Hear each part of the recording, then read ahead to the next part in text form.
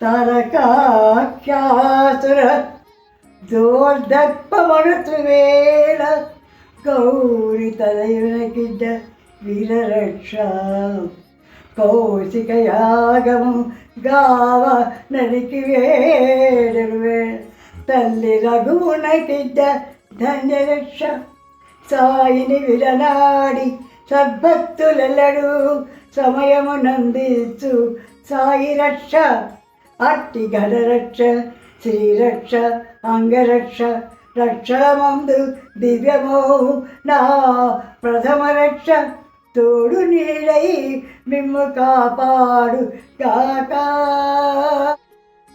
తారకాఖ్యాసుర దోర్దర్పమడచు వేళ గౌరీతనయ కిడ్డ వీరరక్ష కౌశికి యాగము గావ వేగెడు వేళ తల్లి రాఘవుని కిడ్డ ధన్యరక్ష సాయిని విడనాడు సద్భక్తులెల్లరు సమయమునందించు సాయి రక్ష అట్టి ఘనరక్ష శ్రీరక్ష అంగరక్ష రక్షలయందు దివ్యమౌ నా ప్రథమ రక్ష తోడు నీడై మిమ్ము కాపాడుగాక.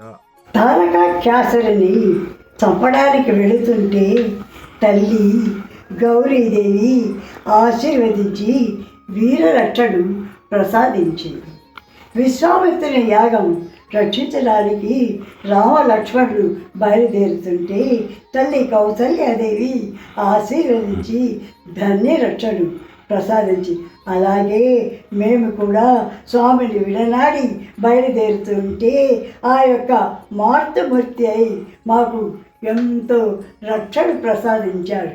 ఎలాంటి రక్ష అంటే శ్రీరక్ష అంగరక్ష ఘనరక్ష అని ప్రభువే పలుకుతూ ఈ రక్షను సర్వకాల సర్వావస్థలందు మేము రక్షించుగాక అని మమ్ము నిండుగా దీవిస్తుంటే నిజంగా మా ఆనందానికి హద్దే లేకపోయింది. ఎలా రక్షించేవాడు? హస్తరాగవంతో విభూతిని తీసి మా ముఖాన పెట్టి ఆ నిండుగా మంత్రాలు వల్లిస్తూ చూడు, నేను ఎప్పటికీ మీ దగ్గరే ఉన్నాను